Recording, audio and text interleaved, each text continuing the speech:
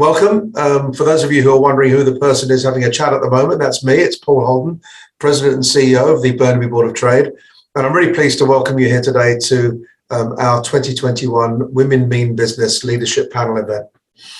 Before we start, I'd like to take a moment to recognise that we are on the traditional homeland here in our office in Burnaby of the Hunkaminam and Skohomish speaking peoples, and we extend our appreciation for the opportunity to hold a meeting on this territory today.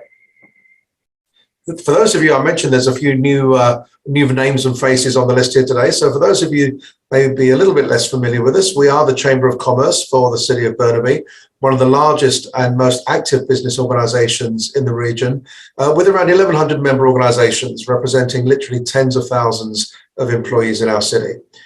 We serve primarily as a catalyst for economic development, a convener of business and community leaders, and the champion of our local business community. And I'll touch a little bit later on in proceedings on if you're not currently part of our organisation, how you might want to investigate that a little bit further. Before we start, I'd like to thank our amazing roster of organisations which are supporting the work of the Board of Trade by being a sponsor of today's event. Our platinum sponsors, and we're going to be hearing from a couple from the platinum sponsors shortly. So our platinum sponsors are Pacific Blue Cross. PBC is BC's #1 benefits provider, serving 1 in 3 British Columbians with health, dental, travel, disability, and life insurance. Pacific Blue Cross is a major Burnaby employer, a tremendous corporate citizen, and a great supporter of the BBOT and the business community at large. So thank you very much to Pacific Blue Cross. Scotiabank is our other platinum sponsor, and they're one of the top 5 banks in Canada and an integral part of the Burnaby business landscape. Scotiabank is a long-time member and supporter of the Burnaby Board of Trade and on our work on diversity and inclusion through their women's initiative. So thank you very much to Scotiabank for working with us today on this really important event that we're putting together.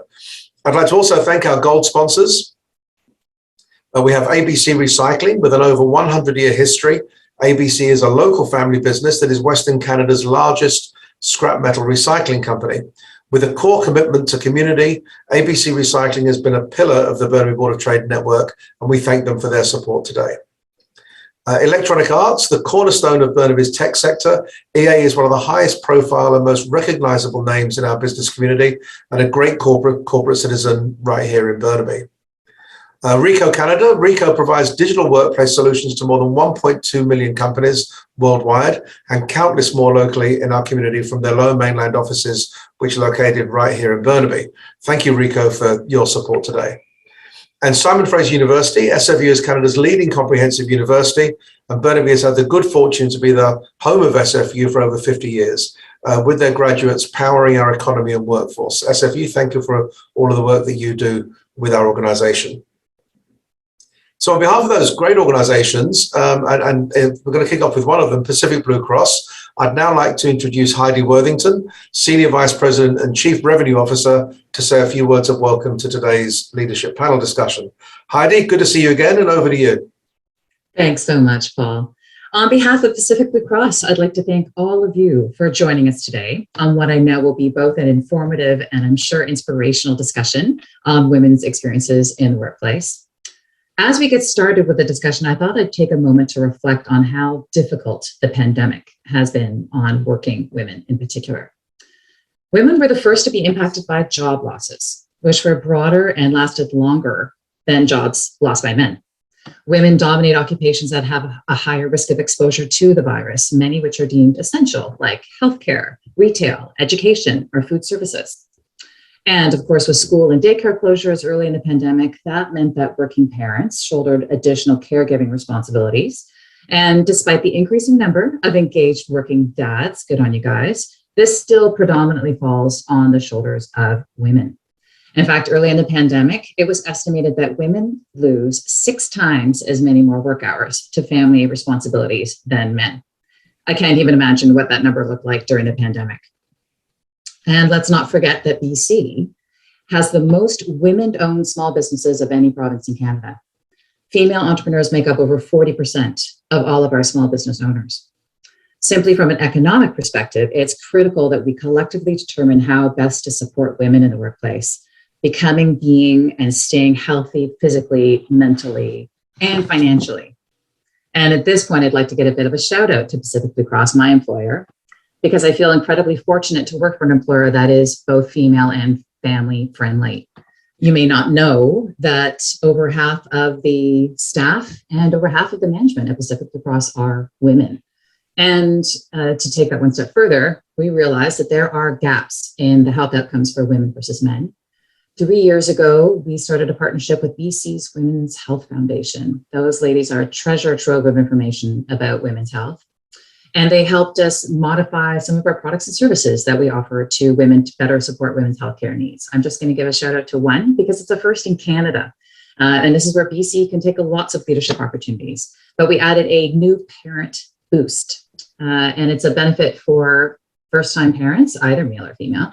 But it adds on additional physiotherapy and mental health supports in that first year when new moms in particular really need it most. And that's just one example about how we can better serve women's healthcare needs for those in the province. So just to give you a little bit of a flavor, that not only is the topic today personally important to me, it's also really important to Pacific Blue Cross. And I thank the Board of Trade for having these types of forums to bring these conversations and to share the thoughts of these amazing panelists, because it's with increasing education and conversation that we can shift attitudes and we can move things forward. So thanks very much for including me today, and back over to you, Paul. Thanks very much, Heidi. And thanks again for the support that your organisation and you have provided with us over a number of years now. So we appreciate it very much. Thank you.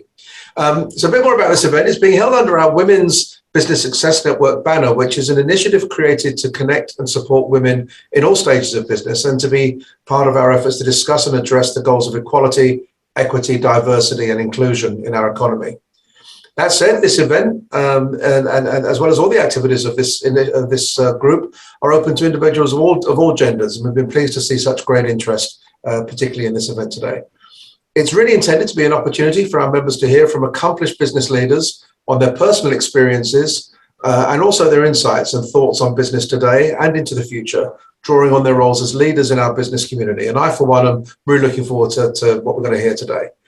Now, to help us segue into our discussion, and on behalf of our second Platinum sponsor, I'd like to welcome Hilary Thompson, Director and Group Lead with the BC Commercial Banking team at Scotiabank, to say a few words of welcome before I introduce and hand over to our event moderator. Hilary, over to you. Thanks very much. Thank you, Paul, and hello, everyone. On behalf of Scotiabank, we are proud to be here this afternoon and a sponsor of the Women Mean Business 2021 Leadership Panel. At Scotiabank, we are committed to supporting the growth and prosperity of our communities. Our goal has always been to help create a better life for people in the communities we serve for every future. This is one of the many reasons we are proud to be a long-standing member of the Burnaby Board of Trade. At Scotiabank, we have a passion in particular for supporting women to help them pursue their best professional and financial futures, which is why we launched the Scotiabank Women Initiative in December of 2018. The Scotiabank Women Initiative is a signature program designed to increase economic opportunity for our clients who identify as women or non-binary to be successful now and in the future. This globally expanding, unique offering helps thousands of women pursue their best professional and financial futures by providing unbiased access to capital and tailored solutions, bespoke specialized education, holistic advisory services, and mentorship. Whether supporting women to take their careers and businesses further, collaborating with inclusion-focused leaders and companies, providing women-owned and women-led businesses with equitable access to funding, or helping women take charge of their finances, the Scotiabank Women Initiative breaks down barriers to empower women to succeed on their own terms. For more information about this, I invite you, please visit the website at www.scotiabankwomeninitiative.com. Very excited to be here. I'm very excited to pass it back to Paul to introduce the panel. Thank you. Thanks, Hilary. And again, thank you for your support and for the support of Scotiabank on this and many other initiatives that we work on here at the Board of Trade. We really appreciate it. So now I'd like to hand over the event to today's moderator. Joanne Curry is VP External at Simon Fraser University, where she plays a strategic role in engaging with stakeholders and raising the profile of the university. Joanne is the institutional lead at SFU for community engagement and is accountable for government relations, communications and marketing and ceremonies and events for the university. Here at the BBOT, Joanne is a valued member of our board of directors and is chair of our Women's Business Success Network. Joanne, thank you very much, and I'll hand over to you now. Great, thanks, Paul. I'm so pleased to be joining you from SFU's Burnaby campus, which is on the unceded territories of the Tsleil-Waututh, Squamish, Musqueam, and Coquitlam's people. I was so looking forward to this event. When it was in person, of course, we had mimosas, which are much appreciated. But today we have an even better treat of 4 amazing women. The Burnaby Board of Trade picked 4 people that I just think we all want to hear from based on their incredible careers as role models in British Columbia. And thank you, Heidi and Hillary, for so nicely sort of setting this conversation up. So I'm going to briefly give the bios of each of these 4 amazing women and then moving right into discussions because we definitely want to hear from all of them. So Shelly Gray is the Chief Executive Officer of the Industry Training Authority, ITA, which is a Crown corporation that's responsible for managing, supporting, and promoting BC's trades, training, and apprenticeship system. She was the first woman to hold the position of CEO at ITA, and she's highly motivated to work to creating a more inclusive skills, trades, and apprenticeship system that really truly reflects our diverse population. As TELUS's Chief Social Innovation and Communication Officer, Gill Schnarr has more than 29 years of telecommunications experience and communications experience. She leads its corporate citizenship and communications team and has been at the helm of communications, public relations, brand marketing, sponsorship, and community investment, which has been so critical. She really does bring TELUS's social purpose to life to drive social change, leveraging TELUS's world-leading technology and compassion to enable remarkable outcomes. Bolstering its storytelling impact and fostering strong, positive relationships with customers and Canadians, Gill has significantly influenced, built upon, and safeguarded TELUS's reputation as a global leader, and resulting in TELUS becoming one of Canada's most trusted brands. Prem Gill is Chief Executive Officer of Creative BC. This is the organization which was designed by the province of BC to focus on uniting, sustaining, and growing BC's dynamic and diverse creative sector, including motion picture, music and sound recording, interactive and digital media, and magazine and book publishing. Prem is also an alumnus of SFU, so I couldn't resist mentioning that.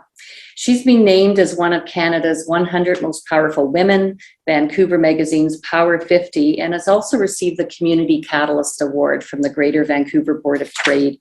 And she has more than 20 years of experience from digital media and entertainment industries, which she brings to her current role as CEO, and is responsible for delivering a wide range of programs and services to expand BC's creative economy to reach its economic, social, and creative potential at home and globally.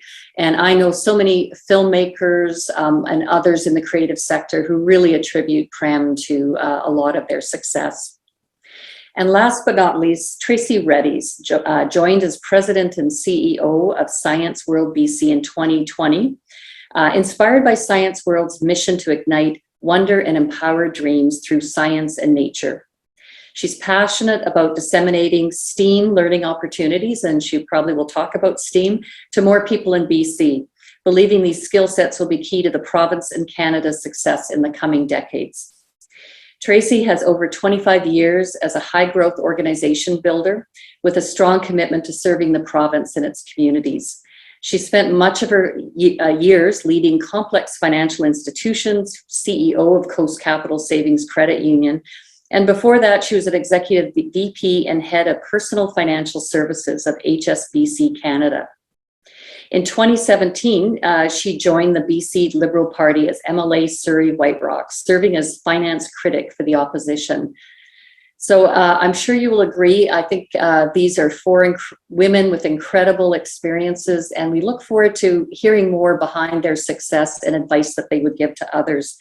So I'm going to start by going back to Shelley, then Prem, and sort of in the order of discussed, or Shelley, Gill, Prem, and Tracy, and just ask you to, if you wanted to share a little bit more about what your organization does. I know I explained in a few areas. A little bit of how you got started in your career and where you're at now and why you do what you do, what drives you to do what you do. And if you could reflect on maybe a moment or two in your career that really influenced your incredible trajectories to where you are today. So I know that's a big task to ask, but we'll start out with Shelly Gray. Great, thanks, Joanne. A big task in 5 minutes to think about, but thank you, and just really happy to be with all of you today and to share, my passion around, I think, helping others move forward and become strong leaders is just something that's really intrinsic in the work that I do and kind of moving forward, and something I'm really passionate about. So really happy to be with everyone here today. I started off, I always sort of see it as I had sort of 3 career chapters, all of which were sort of jumping in the deep end of a pool. I spent my early first decade really working in the aviation and airline world, and didn't know anything about it, and sort of learned from the ground up, and ultimately ended up in a role of director of business development, doing a lot of overseas expansions, and really having to learn how to trust my intuition and build relationships, et cetera, to get things done. And I think it was such a great breeding ground for some of those early skills. And then from there went into sales and marketing and advertising, completely different area for the next decade of my career. And then ultimately landed at the Industry Training Authority, which I'm now the CEO of. I started off in a director role, and I had no understanding of skilled trades. I had never worked in public sector, so another, again, sort of deep end of an ocean that I was jumping into. But really, I found this work to be so incredibly fulfilling, because I love seeing people find meaningful careers and go on to lead meaningful lives from that. And the empowerment that comes from that is huge. So it's actually been some of the most meaningful work I've ever done. And at this point in my career, I couldn't be more grateful to be in the role that I'm in today, and to have the ability to influence things that I have. And back to some of your questions, and just Joanne, overall around critical moments in your career and how to, things that you learn along the way.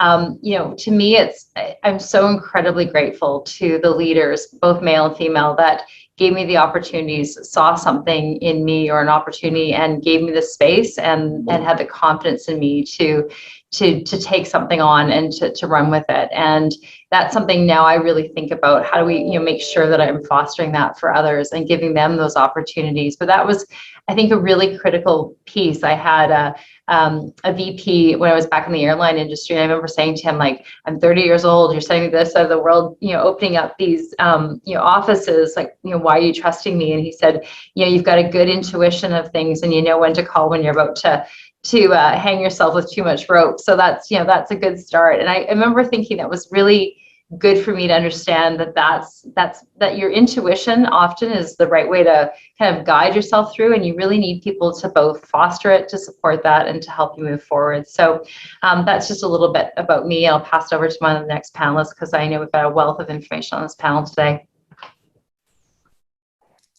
Great, and we'll move to Gill next. Hello, everyone. My name is Gill Schnarr. I've been at TELUS now for almost 30 years. I can't even believe it's been that long. Many of you know TELUS as your local telephone company, but we've really transformed into this incredibly dynamic, world-leading communications technology company. We have 16 million customer connections, and we provide services through wireless data, IP, voice, TV, entertainment, security.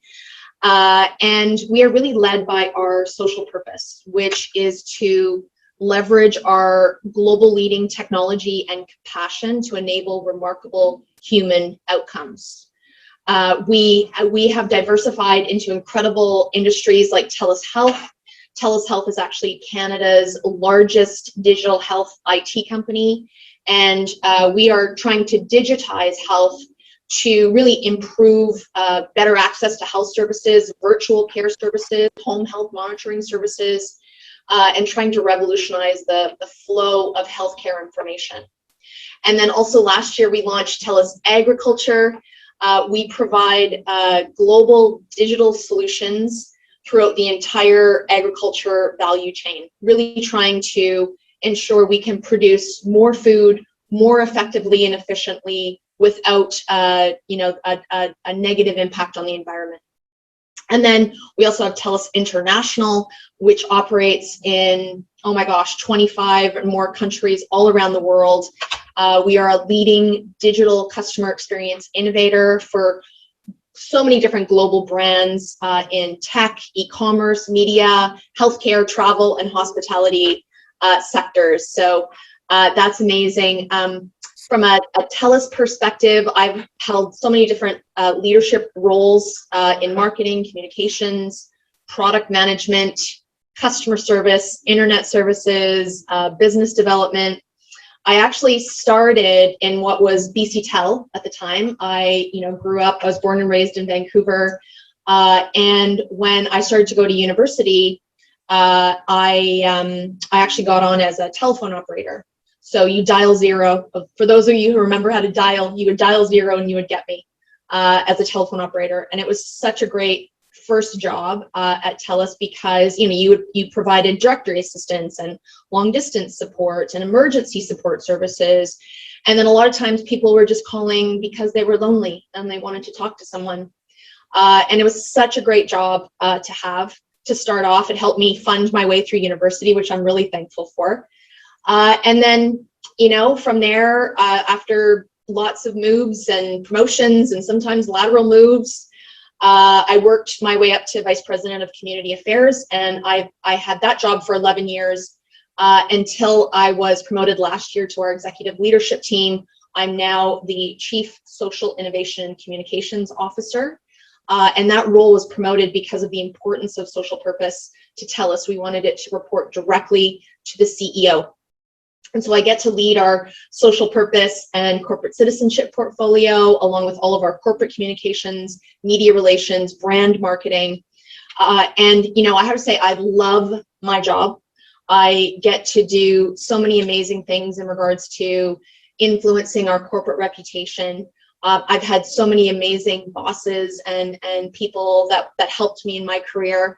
I can think of a few moments. I remember when we were just about to launch our new TELUS portal. So, when you have people who have your internet service, they have a homepage they come to, and we called that mytelus.com.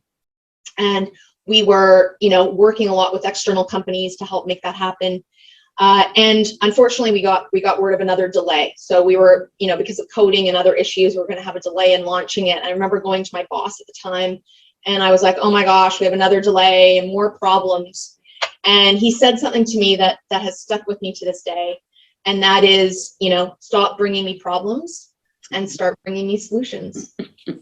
And I think of that now often in everything that I do on a daily basis. How can I add value? How can I help resolve the situation? How can I lean in and make sure that we're really trying to do the best that we can in this particular instance? And TELUS is such an amazing place to be. I just love being here, and it's an amazing company. Great. Thank you, Gill. And it was good for you to describe all of the different areas of business of TELUS, because many of us don't see those areas. And I know when I sat on the Community Investment Board, it was just an eye-opener about what TELUS does. And what was interesting about both Shelley and your examples, so Shelley moved to different sectors and different organizations, and you have been at one organization and in a whole bunch of roles. So I think what we've already seen with the first two speakers is you can have a trajectory depending, no matter if you're with one organization or if you move sectors or organizations. Thank you. Prem. Hi, everybody. And Gill, I was having lots of flashbacks to my time at TELUS, and certainly I can speak to that a little bit as well shortly on the importance of the experience and the leadership opportunities I had at a large organization like that really helped me do what I do now better. But I'm currently the CEO of Creative BC, and I'm based here in my office in Mount Pleasant on the unceded territories of the Coast Salish, Musqueam, Squamish, and Tsleil-Waututh people, and very proud to be here. Thank you for your description, Joanne, of Creative BC. It's very accurate. We run things like grant programs across the sectors. We are a nonprofit, but we are sort of a pseudo-public sector, public service organization where our funding does come directly from the government. So it puts us in a really unique position. We're not a crown corporation. We're not part of government, so we do have some independence, but we work very closely with both industry and government. And that's across film, television, visual effects, animation, books, magazines, music. So providing everything with an economic development focus, but something that we are looking at more these days, which we're calling the 3 E's, from an economic, equity, and environmental perspective as well. As certainly in the film industry, there's been a lot of efforts around sustainability and the importance of it in such a high footprint industry. And happy to talk at some point if anybody's interested in that. There's been a lot of work done on that front. So social responsibility in these sectors, for sometimes these sectors that don't think that they have a very obvious opportunity to incorporate social responsibility tactics into their programs.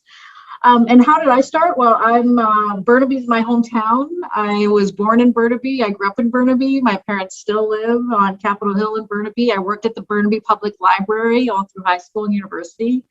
I went to SFU. I haven't lived in Burnaby for the last 25 or so years, but when I've lived in Vancouver, and certainly on a weekly basis, I'm visiting my parents. So it was really nice to be able to come and talk to the extended Burnaby business community, and especially because my work really does extend across the province and across the country, but certainly across Metro Vancouver. In great detail.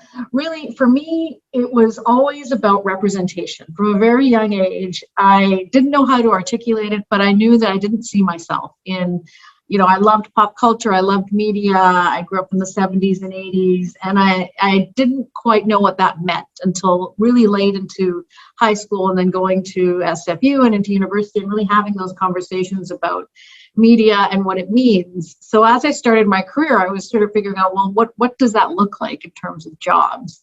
And there wasn't an obvious answer. I went to mainstream television radio stations and they told me to go work at the multicultural station and talk to them because that was the place for me. And so I didn't take it as was it upsetting? Sure. But I took it as well, okay, that's what I'll go do. And that's what I did. And it led me on a journey of then working for a broadcaster called Chum Television and helping them launch City TV as a channel here, and eventually ending up working for them in Toronto in government relations. And which led me to, I'm giving a very abbreviated version here, but eventually I ended up at TELUS. And spent 8 years there, and started with TELUS in the early days of one of their products, which is now called Optic TV. But I think at that time, Jill, there was this was 2008-ish. There's literally thousands of subscribers, not a million plus or more is what they are today. And it was a really interesting opportunity because I'd never worked for a large tech company. I'd worked in broadcasting. I'd worked on the content side, so the creation of content. I'd been on air. I was a producer. I'd worked in public affairs, but always sort of in the context of the Canadian media and entertainment industry. And then going to such a large organization was very overwhelming at first.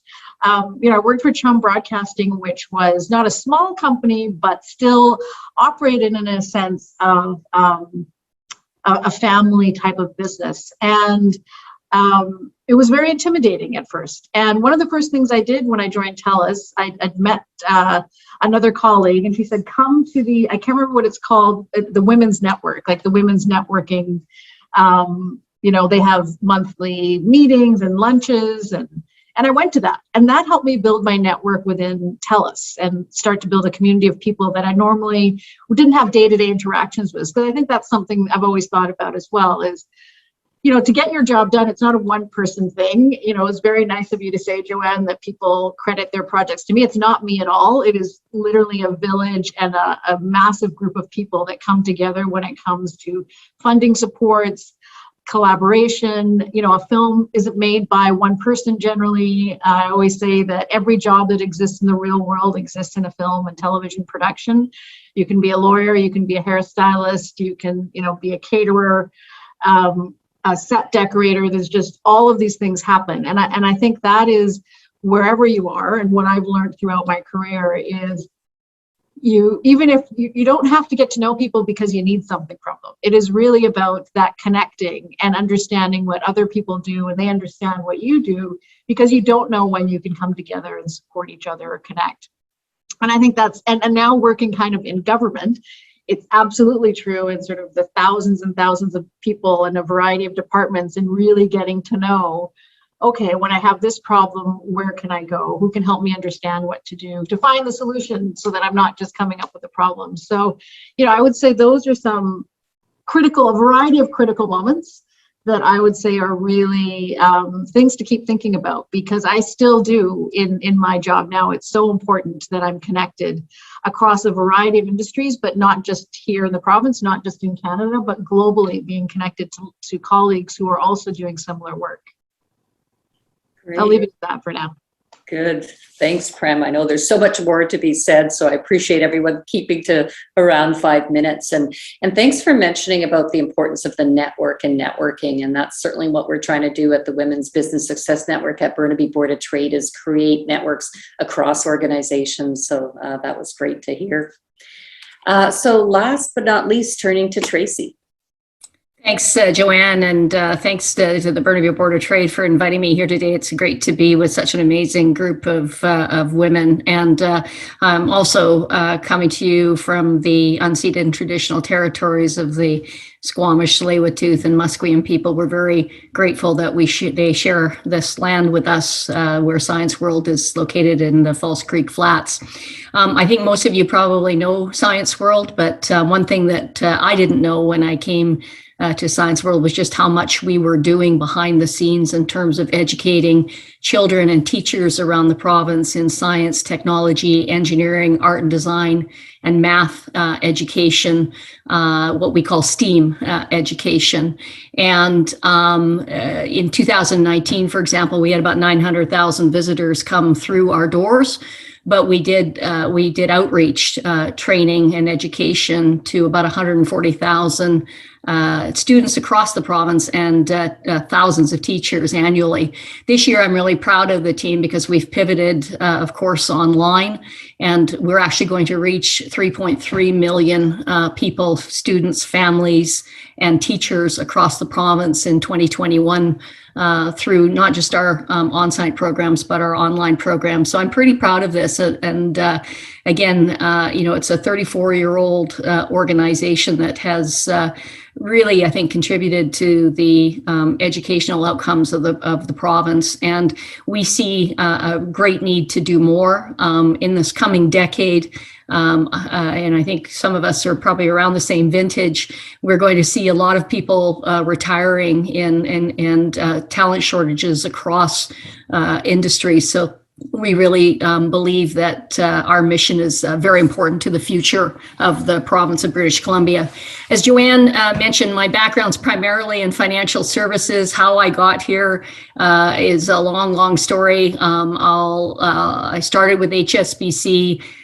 Had 14 roles in 20 years with HSBC here in Canada, in the United States, and I did a global role which had 700 people in 6 countries and 5 locations, and we were implementing all of we were developing and implementing all of HSBC's globally used internet systems around the world, and this was the early 2000s. So a fabulous experience for me, and one that actually was a pivotal moment in my career because I didn't have any IT background when I went into it. Was quite nervous about doing it, and but ultimately probably became the best job that I ever had. I had 3 roles in 18 months with HSBC.com and became president and CEO.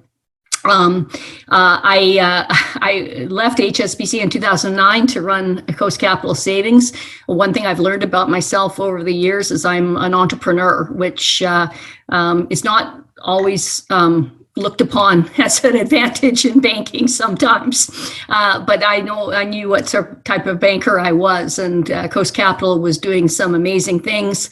The credit union wanted to go federal, and that's sort of how I started getting a bit more acclimatized to politics. I worked with the Federal Ministry of Finance and the Provincial Ministry of Finance on getting that federal legislation in place, and Coast became the second federal credit union just shortly after I left. I thought I retired after going through the financial crisis. I thought I was done. I was going to live out my life in solitude and peace. And then I started doing board work, and actually kind of got bored of board work. And got a call from the former premier, Christy Clark, as if I would run for Surrey White Rock. And, it's another thing. It was a great privilege to be asked and to run. And I certainly encourage people, women especially, to think about serving their communities and their province and government, because you learn a tremendous amount. But after a life-changing health event in 2019, I got something called Coxsackie virus, which took out about 80% of my heart function. It was time for me to sort of decide what I wanted to do with the rest of my life, and I wanted to do something a little bit more immediately impactful, and the Science World job came up. So very glad to be here. I would say my career reflects my favorite poem, and it didn't intentionally turn this way, but my favorite poem is Robert Frost's The Road Not Taken. The lines go, 2 roads diverged in a wood, and I took the one less traveled by, and that has made all the difference. And I think that's how I would look at my career, because I was open to possibilities.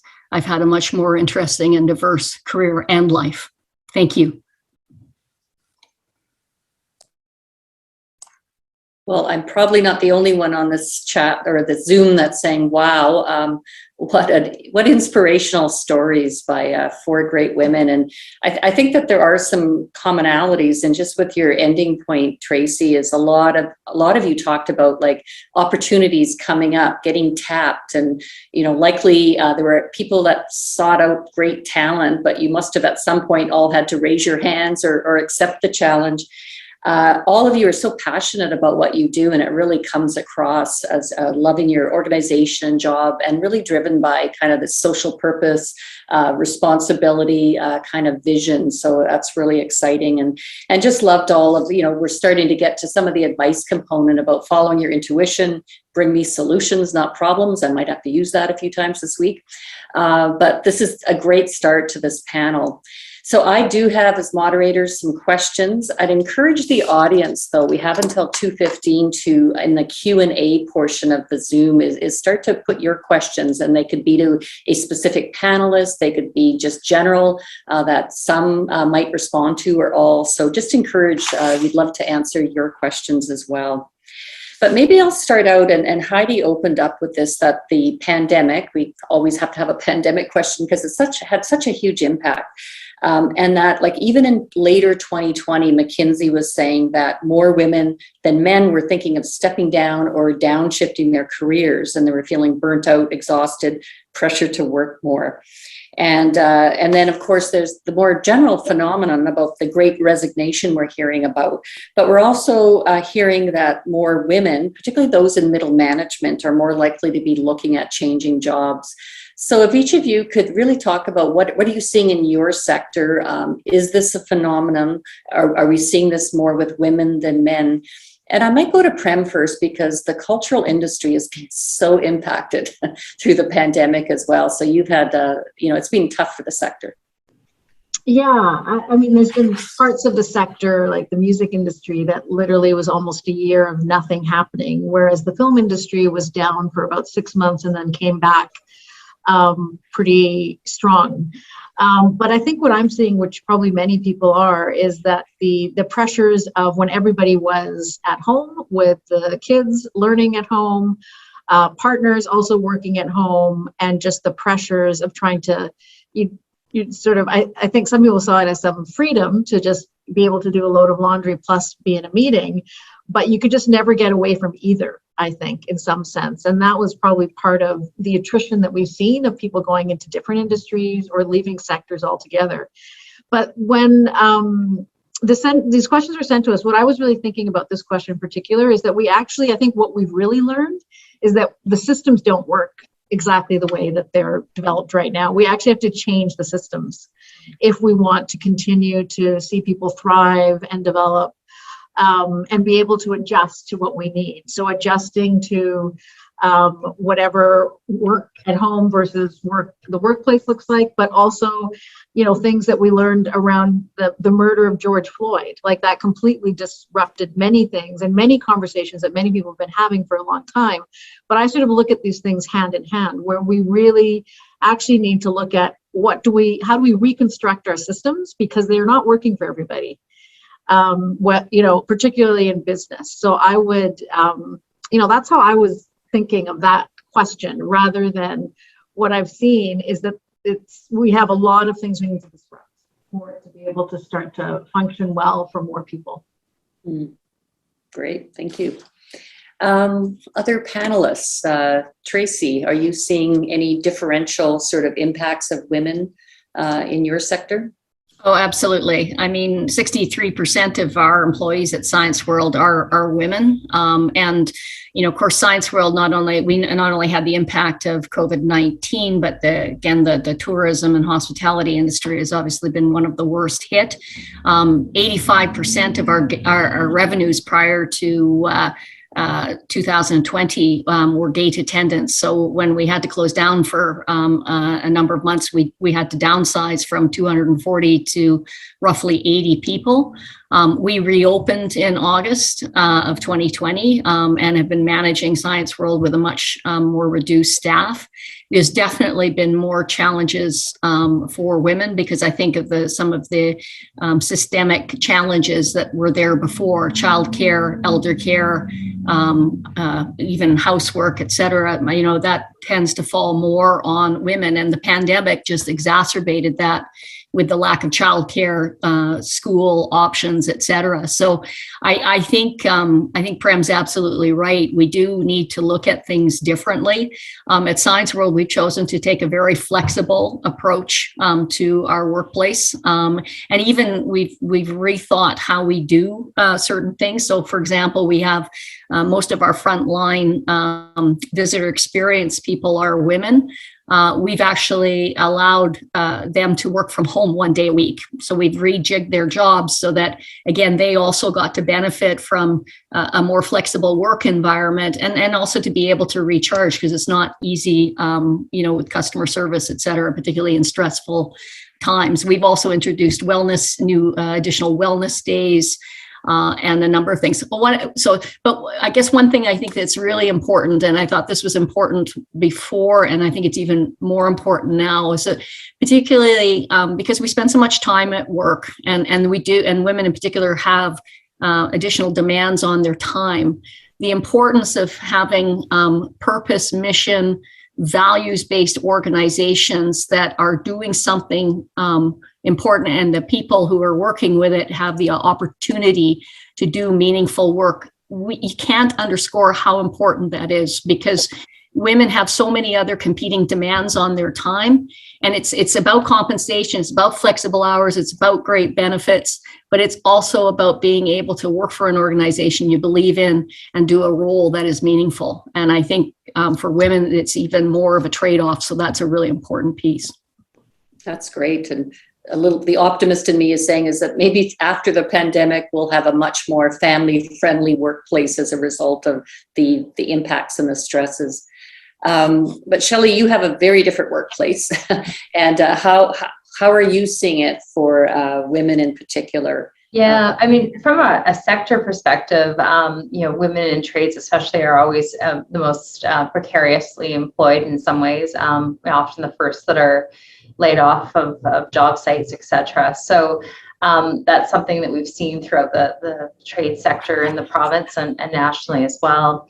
But we've also seen something else, which is a bit of a glimmer of hope, which is we're starting to see them return into skilled trades in larger numbers. And I think what we're seeing is that there are a lot of people that were in retail careers or hospitality careers that weren't as gainfully employed and have seen the opportunities to go into careers like electrical, where you can earn six figures quite easily after you've completed your certification, and you'll have that for life. And I was talking to an individual who had worked in retail for many years as a manager and had a son that was in daycare and really living sort of paycheck to paycheck, and used this time when her hours were reduced to really rethink things, and actually said, you know what, I have to do something different and more sustainable, and has gone into an electrical program. And she said, in 5 years, I'll be making over $100,000 a year for the rest of my life. And I thought, what a game changer that is for her, how empowering that is for her son and their future, and something she said, I never, ever would have expected. So there is some opportunities there, and we're doing a lot of work internally to help make sure we're promoting that throughout the province. As an organization and as a Crown corporation, though, I see it internally as well, as a corporate enterprise, in terms of what, really trying to think about what can we do differently and how do we make sure that's sustainable. So there's some of the issues that, Prem spoke about, which are those really big pieces that are, going to take much time and, heavy lifting by many to move forward. But I've also been thinking a lot about, okay, as the head of this organization, what can I do? What can I make sure for the 150 people that work here that we are making this an inclusive environment as possible for their benefit moving forward? And I think there is some gifts in COVID with that, in terms of just the ability to use technology to be more flexible, that allow, I think, ultimately, if we can just find the right threads to pull through and integrate into our fabric of how we work moving forward, can be to the benefit and may actually make it easier for women with families, et cetera, moving forward to be able to balance some of those things better than in many years past. And for many of us, where your only option was to be in the office Monday through Friday and sort of feet under a desk, which that world's changed, hopefully. Yeah, no, that's great. Both you and Tracy sort of pointed out that this is a time where people are reflecting, like it's causing people to reflect and maybe move into new careers or else more social purpose-driven organizations. So it's not just dire of people leaving the workforce. Gill, what are you seeing at TELUS in terms of women workers at TELUS? Well, you know what, interestingly enough, we are not seeing a lot of women leave the workforce. Certainly, I know that COVID has had an impact across, the corporations for sure. But, fortunately at TELUS, I think, we've always offered a flexible workplace environment. So even prior to COVID, we had, a high percentage of our team working from home, and we're a national team. So, I have people everywhere from Victoria to Halifax. And if we didn't have to be in the office face to face, we would work at home that day. And so when COVID hit, we immediately just all started working from home, and we didn't skip a beat. In fact, we saw productivity go up because, now you weren't necessarily commuting into work and you were starting your day a little bit earlier. And so, women have been able to benefit from that. We were able to get, interestingly enough, 99% of our domestic call center employees working from home. So imagine the impact that has on especially, mothers and females that are working from home. They can still keep their job. They don't have to leave their job because they're worried about kids at home, but they can coexist with their children at home. I know that brings its own challenges, but at least TELUS was offering them the flexibility to be able to do that. Because let's face it, in telecom, we already suffer from having underrepresentation of women. My team's a little bit different because 75% of my team are women. And so I am always hyper vigilant to everyone's needs. And I remember too, when we first started doing all these video calls and we'd have a bunch of team members on the call, the moms that were working at home were constantly apologizing because, their kids would run into their office or run into the room, or they were having to call in from their kitchen or whatever the case may be. And they were always apologizing because they were so worried that that was disrupting the meeting. And I actually thought that it was amazing that that was happening because, we were all learning how to integrate and our home life with our work life, or harmonize it, as I like to call it. And that was okay. It was actually adding some entertainment and excitement and helping humanize what was, really, really challenging time, or continues to be a challenging time during COVID. So if anything, from a TELUS perspective, from a corporate perspective, we need to ensure that we're being inclusive and flexible, and that we're enabling people to, work from home. Even as we come out of the pandemic, from a TELUS perspective, you're going to see that hybrid even more increase, so that, if you need to work at home that day, if you need to take care of kids, if you need to somehow integrate, your home life into your work life, you can do it. And that's why technology is so great. That's why telecommunications is so great, because you can be at your son's soccer game, which I've done before, by the way, and be in a meeting or on a conference call or whatever. And so we're just hoping that we can continue to provide that to women and men across the board, and ensure that we continually support women in the workplace. That's great. Good. Well, your comments have given me some hope, and also we need to look within our own organizations if we're seeing women leave, and decide what are the reasons behind that. I'm getting some great questions, so I'm just going to throw out my questions and go to the audience. And so Stephanie Wong is asking for each of you how you define your leadership style. And this interesting question, which I asked earlier before the audience came on, about balancing being kind and being competent.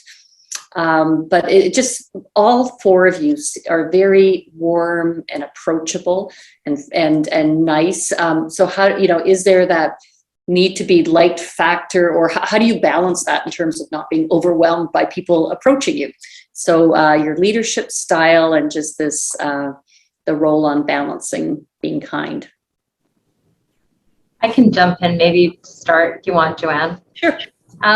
Yeah, I think that I think you can be kind and be confident. I think it's about learning your own authentic style, and what works for you. Watching leaders around you that you like, qualities of what they do, and try to glean those out and build them into your style, and find your own authentic place with that. And from that, I think develops a lot of confidence in your ability. And I do think you can be kind and be confident. A lot of the work I do, we have a very diverse stakeholder group with a lot of varying opinions of what we should do and why we should do it. And I always think you can say no or disagree, but still be human with one another, and be kind, and not harm the relationship just because you have differing views of things, etc. So I think there is a way to find a balance, but it only comes with experience and time, and finding your authentic way for you to do that, and really leaning into that as you move forward. That's great. And Bonnie Henry has taught us being kind is a good thing. Would any, Tracy, Gill, or Prem, would you like to comment on your style, or just this balance? Well, I totally agree with Shelley that there's no reason why you can't be competent and kind. I mean, at the end of the day, as leaders, if you are a leader, this is not about yourself. It's about the people around you. And frankly, you do better when they do better. So it seems to make sense that, again, you need to be kind, empathetic, compassionate, recognize that they have lives outside of work. I think that's really important. I also think in my own case, I mean, we had a value at Coast Capital, which I think sums up kind of who I am, is we take business seriously, ourselves not so much. And so I'm always very serious about the business and the organization and what we can do with it and how we can take it forward. But I don't take myself very seriously. So, and having a sense of humor I think, and just recognizing that, everybody has good days and bad days, and just working with people to find what they really are good at and what they really want to do, I think is also an important aspect of leadership. That's great. And just to add to that, I think, a lot of what the pandemic has shown us, along with the, social upheaval we've seen as well, is that it's really important for leaders to have the courage to speak up and to stand up and to stand by their principles and to really exhibit that behavior across the organization. I don't think that we can no longer remain neutral. I think it's really important, especially when, our employees are from so many different cultures and genders and sexual orientations, and we have to demonstrate the right values. We have to do right for our team and our community. Here's a great situation is especially with what's been happening with inflation. I wanted to do a study on all of our team and how much money they were making and benchmark that to other companies and see, if we were underpaying people. And it came back that yes, we have to increase people's pay for sure, but we didn't necessarily have the budget to do it. And I said, you know what, the right thing to do though here is to ensure that people are being paid appropriately. And so we went through our entire program budget, everything that we could do to find the dollars that we would need to ensure that people are paid what they deserve to be paid. And I think as leaders, we've got to exhibit that leadership style now going forward. We got to stand up, have the courage, and do what is right for all of our key stakeholders. Yeah, really good point. Prem, did you want to weigh in on your leadership style? And yeah, well, I was going to sort of emphasize similar points that Gill was making, but I would also say, some of the things that I've learned, often I still am one of the only non-white people, a racialized person in a meeting. Even people think that creative industries are, very diverse. The leadership tables look very different across many, industries and companies that I've worked with and continue to work with. And it doesn't mean people don't have intentions but I think people are starting to, kind of echoing what Jill's saying, starting to understand what that means. Mm-hmm. When you are dealing with a diversity of people in a room, not everybody has the same life experiences. And I've certainly been in situations where I had to pretend that I was like the others, or I just didn't say anything, or I kind of faked it. And that's not a good feeling, but that's the culture of business. I have to say that so much of what certainly my generation grew up with. And when I talk about dismantling systems, yes, there's the big, long picture, but some of this stuff is very practical. It's actually just taking that step back and thinking, you know what, my lived experience is not like yours. And therefore, because I want to approach something in a certain way, doesn't mean it's the right way. And I think this is really hard in business because we are coming with these structures that have just been there and have proven to some extent to be profitable or, they work in a certain way. However, they're not working. And if we really truly want to embody inclusivity, it has to be incorporated into almost everything that you do all the time. And that's, it is work, but we're here, this is called work. So, this is not about always pointing out bad behaviors either. It is having, I think you said it, Jill, having people's backs, but also helping other people finding their voice as well. Because if you don't have the environment where people still feel like, and we all come across it still all the time, where you kind of pick and choose, you know what, I'm going to, in this situation, I'm just not going to say this because it's just going to cause a whole trickle of other questions and challenges, and I'm just not in the mood to deal with it today. So, that's okay sometimes too, right? Because you have to take care of yourself. And maybe that's sort of the first thing to sometimes think about as an individual and as a leader. Yeah, you pick your battles. Stephanie, I was told when I was around 30 that I was too nice and I'll never make it, sort of anywhere. But I just learned through the hard way that being compassionate, firm and compassionate, is definitely the way to go. And I can't remember who mentioned the authentic self. I think it was Shelley. But I'm going to combine a couple of the questions here from it seems like different Stephanies are asking a lot of questions, but it's around a little bit around imposter syndrome. It's around second Stephanie's advice around, she wants to take on a leadership role, but doesn't have experience in a particular department. And there's others on the ground that likely have that experience. And I reflect back on, it was Christy Clark was our very first speaker at the Women Means Business, and her fake it till you make it. I've used that quite a bit too, but just if anyone can, and all of you have been tapped or put up your hand and gone to where you probably didn't have all the experience. And so how do you navigate that? Would anyone like to weigh in first on that one? Gill. Yeah, I can talk about that. It's interesting, just being promoted to Chief Social Innovation and Communications Officer. I can tell you, I have felt the imposter syndrome often. And I think it's maybe because as women, we think that no matter what we're in charge of, we have to be able to do that job as well. And so one of the areas I recently took on was our social impact investing area. So this is a $100 million fund that we have set aside to fund, new entrepreneurs that are doing really cool things in social impact. And we're really excited about it, but I really had no experience in corporate impact investing. And so I always thought to myself, oh my gosh, should I be leading this? Like I have no experience doing it. I wouldn't even know what to do, right? But the reality is you bring in a great team of people that help you to get the job done. And it's so funny. I was having coffee with someone from Deloitte this morning, and he said to me, there's a large part of my job that I wouldn't even, what I oversee, that I wouldn't be able to do that job.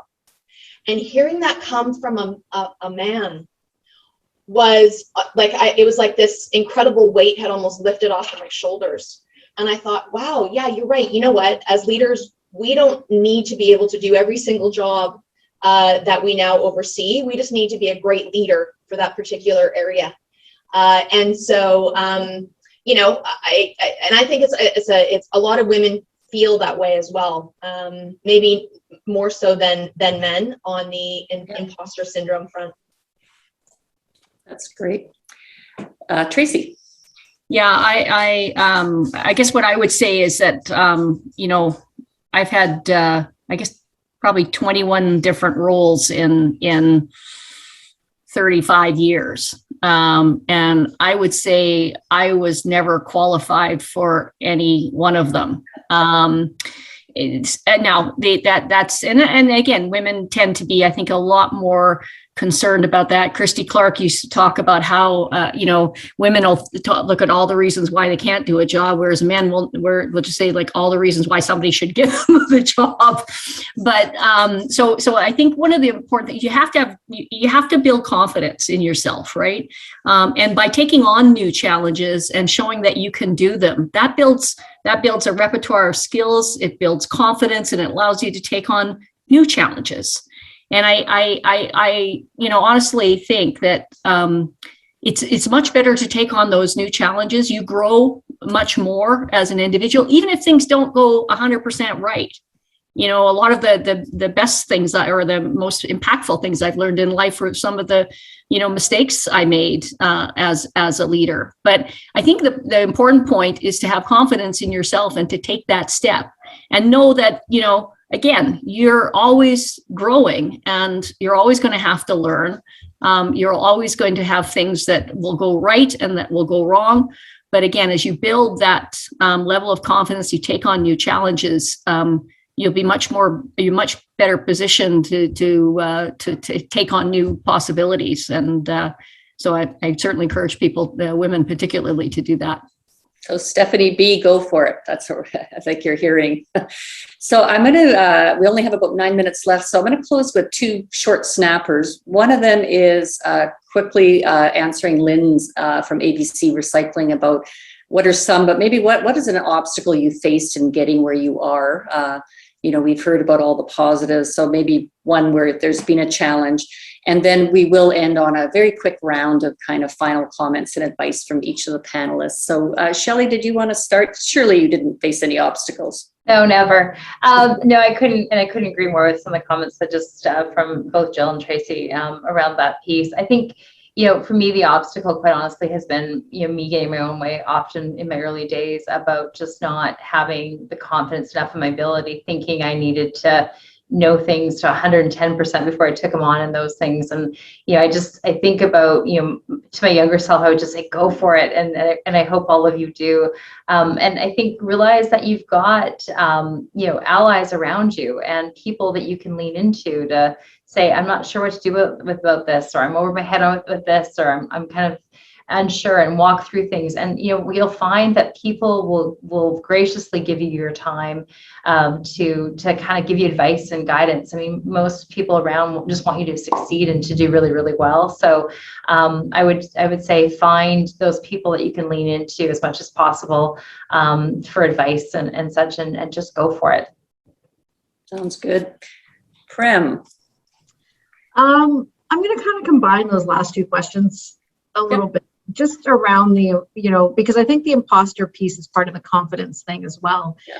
And if you have, I think often women, Indigenous women, women of color, feel like you have to actually work 10 times as hard. It's not, you may have the confidence, but you have to actually do it X times better than, the person who is ahead of you.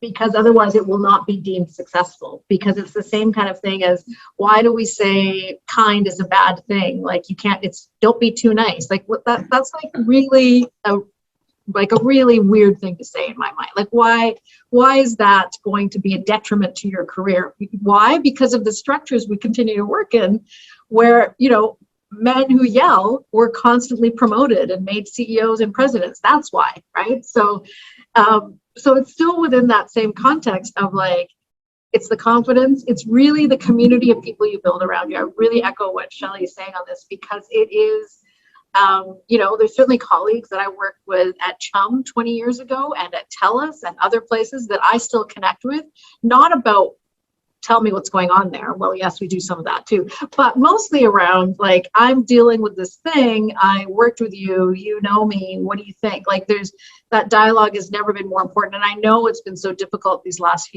couple of years now of trying to remain connected to people, but it really is, don't forget that it's just not you. You've got a whole, community of people that you may not even thought about, that if you call them, that they would make time for you. And I think that is part of when you can't lift yourself up, others are there to do it for you and remind you about it. And don't ever forget that. That's a wonderful message. So Gill, did you want to comment on a particular obstacle and just any final comments as well? Sure, yeah. My biggest obstacle was myself. And the confidence in myself. I remember sitting in meetings and thinking, I should participate and say something and say this idea that I have. And I was too scared to do it because I thought, well, I don't have the same experience or expertise that these people do around the table. And maybe what I'm going to say is, a dumb idea. And so I wouldn't speak up. And that was to my detriment, because inevitably someone else would then speak up with a similar idea. And one of the things I did was I decided, even though it was, I'm going to call it mid-career, I decided to go get my MBA. And it was something that I always had on my bucket list. And I always wanted to do it, but, I was working, then I had kids, and, it was never the right time to do it. And I finally did it and got my MBA just a few years ago. And a lot of people ask me, well, why are you getting it at this stage in your career? Why do you think you need your MBA? And I'll tell you, it adds a ton of credibility to who you are. People look at you differently when you have an MBA, rightly or wrongly. And then as well, it gives you so much confidence, because you believe now that even though you may not have a ton of experience in particular areas, you believe now that what you're saying is adding value. You have the courage to speak up. And I wish I didn't have to get my MBA to get that, because I think, and as leaders, what's really important is to ensure that you make sure everyone in your team, everyone in your organization has a voice. You try to bring out that voice and elicit that voice, even though they may be quieter and may not speak up at meetings. And it's because everyone has value to add, and we need to give them the opportunity to do so. Great, thank you. We're getting a lot of agreements in chat, but this is such a great way to end it. But Tracy will give you the last word. Well, on obstacles, I mean, I think I've faced a few, mostly not actually typically within my organizations, but actually from customers early on who didn't really feel that women should be in commercial banking. But one experience I had a client who would not talk to me for the first 3 months because I was a lady banker. And anyways, after 3 months, we finally did get together. I did some things for him, and I was a big champion for his company. It went on to be one of the most successful companies in Western Canada, actually. And the greatest compliment I got was that after I was moved on, he phoned the branch and said, "I want another lady account manager." So, so again, I think a lot of it's just about having the confidence to take the step and again, building that confidence, knowing that you've been able to overcome things, you'll overcome this. You work with a team, get good people around you. One of the things that I used to do, and I did move quite a few times, is that within 3-4 months, I figured out who was my successor in the organization, and I worked on grooming them. So that was another approach I took. But I think one thing I would tell myself, women do tend to have their heads down. They'll get the job done, etc. Men spend, in my experience, have spend more time behind the scenes, networking, building those networks, building those champions. I actually don't like the word mentor. Women use it a lot. And it implies like there's something wrong that has to be fixed with us, when really what you need to do is build those champions of yourself, those advocators of you and what you can do within the organization. So don't forget about those relationships as well, because that's very helpful in terms of progressing your career.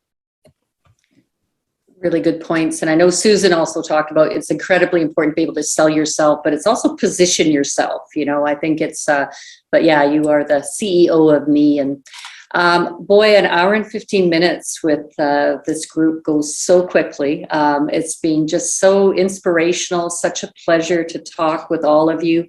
I'm going to use Francesca saying thank you for your time, for sharing your leadership experience. And I'm sure everyone enjoyed every minute of the conversation. So I know you're all very busy. So thank you for providing us with your wisdom and your enthusiasm. And over to you, Paul. Thank you.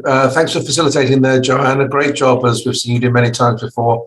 And to Tracy and Prem and Gill and Shelley, thanks very much for joining us today. It's we've been doing these events, as Joanne said. It was Christy Clark, when she was Premier, who was the first speaker at one of our Women's Business Success Network events. And she really sort of set the bar, and we've managed to maintain that bar. And today was right up there and absolutely fantastic. Some really good information. It is interesting how some of the themes that were there, and Joanne, you'll remember back in the original days, the themes of encouraging women to push themselves, to promote themselves, to not kind of feel that they don't have those skills and abilities to be as successful as they'd like to be, was something that was being shared with us then, and we're still hearing those things, and hopefully through events such as this and other programs and initiatives, we can help to move that forward.